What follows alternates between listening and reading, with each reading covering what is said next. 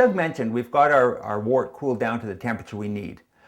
I've poured the wort from the cooling vessel into the primary fermenter.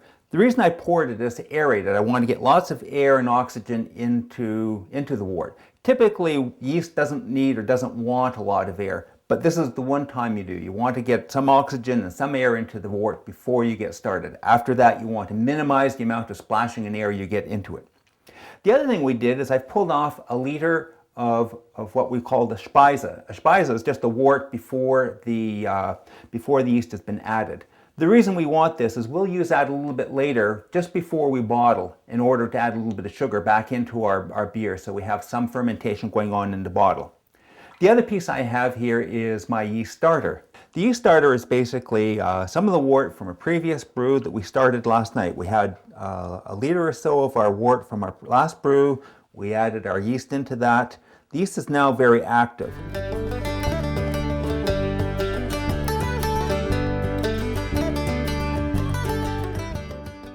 What's going on inside the container is yeast are very active. They're generating lots of carbon dioxide. The carbon dioxide is causing pressure on the inside, which is greater than pressure on the outside, and that in turn is causing the airlock to bubble very rapidly. So I'm going to add the yeast now. I commonly just give it a good shake and pour.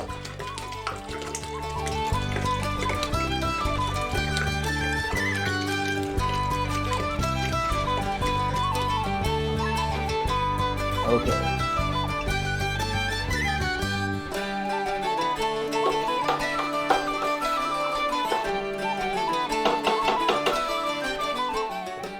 Now that I'm thoroughly mixed, I'm going to add the lid onto the bucket. We'll put it into the other room and let it ferment. It's going to ferment for 3 to 5 days. Once it's fermented through, we'll be transferring it to our next step, which is a secondary fermenter.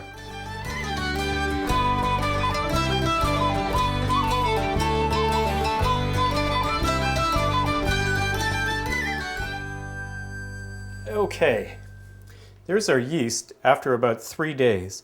This beer is fermenting. The yeast head, as you can see, has come down quite a bit. Probably needs another day or so, and then we can transfer it from the primary fermenter into the secondary fermenter.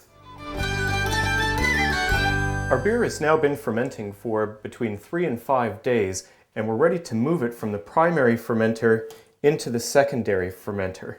You can tell that it's time to do that when the yeast head on the top has settled down and it looks like somebody spit on the top of your wort. That's when you know it's time to transfer it. What I've got to do now is get this beer from here into the secondary fermenter. And I'm going to do that by siphoning from here into there. Now, there's lots of ways of starting a siphon, and they don't always work. I'm going to show you the way that works every single time, but it's the part of this process that you don't want to tell your friends about. I'm going to start by inserting one end of the hose into the primary fermenter, and it's important not to go all the way to the bottom of the primary fermenter, because as we'll see in a minute, there's a lot of dead yeast at the bottom here that you don't want to pick up and transfer into your secondary fermenter. So I'm going to be careful not to get it all the way to the bottom. And now I'm going to start the part that you don't tell your friends about. I'm going to start this siphon and get it into the secondary fermenter. Before I do that, I should just point out that one of the things you want to be careful not to do is to splash this up too much. You don't want to introduce a whole lot of new air into the secondary fermenter as you're transferring. So I'm going to try to do this as carefully as I can without a lot of splashing. Okay, here it goes.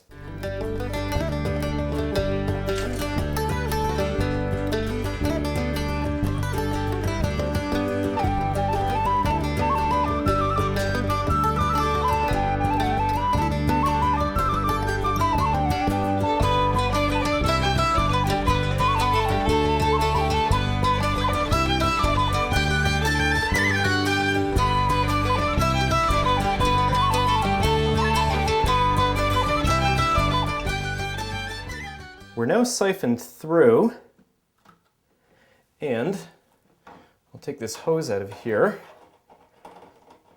get these things out of the way. I'm going to take you back to this primary fermenter so you can see what's at the bottom of this thing. You're going to love it. In the meantime, I will take our airlock, put it onto the secondary fermenter, where this will sit in a cool place for about 7 to 10 days. I want to walk you through what's been happening in the science experiment in your beer while it's been fermenting. First off, you'll see on the lid of the fermenter there'll be some discoloration. That's from the yeast having come up and hit the lid in the early days of the fermentation. The other part that's fabulous is down here inside the fermenter. You'll see about 1/4 to 1/2 inch of yeast that's sitting at the bottom, that's still active, that's still bubbling up, and that looks fabulous. Let me just show you what this looks like. Here it is. There's this great sloppy yeast. If you were in a commercial brewery, you might actually harvest this yeast and keep it going and put it into your next batch. What we're going to do is put it right down the drain.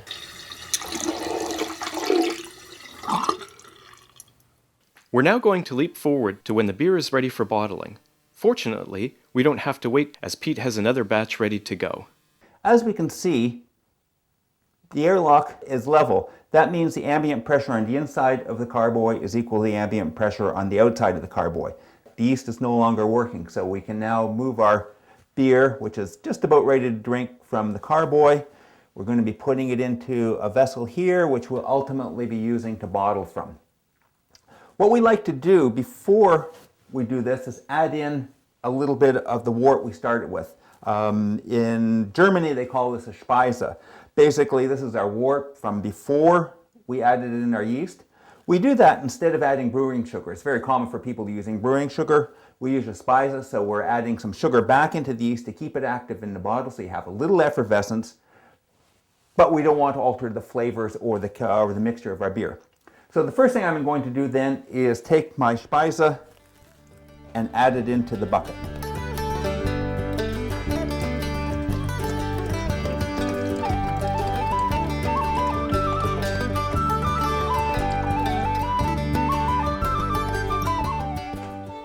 Once that's done, I'll take off my airlock.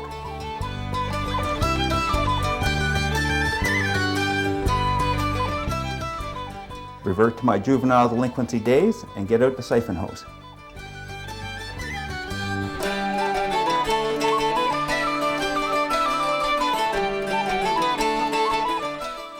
I don't know if you can see in here, but I'm trying to keep the end of my hose just a little bit below the surface, so I don't, if I get too low, I start to pick up the yeast that's at the bottom. Oh, and rags, Doug? There we go. Okay, so as we just saw, we had a minor accident when you're not paying close attention, so we're going to restart our siphon. And with little care, once again. So I'm trying to keep the end of my hose an inch or so below the surface, and watching that the other end of the hose is more than an inch or so below the surface. Not pinching the hose at this end so I don't constrict the flow in any way. We finished our siphoning. I tried to leave a little bit at the bottom of the carboy. As you can see, if I turn the carboy over, there's a fair amount of sludge on the bottom. That's the yeast that has been worked and died and fallen to the bottom. And I don't want to get that into my batch before I bottle to destroy any of my flavors. So now that we're into the bucket, we're ready to go off and do our bottling.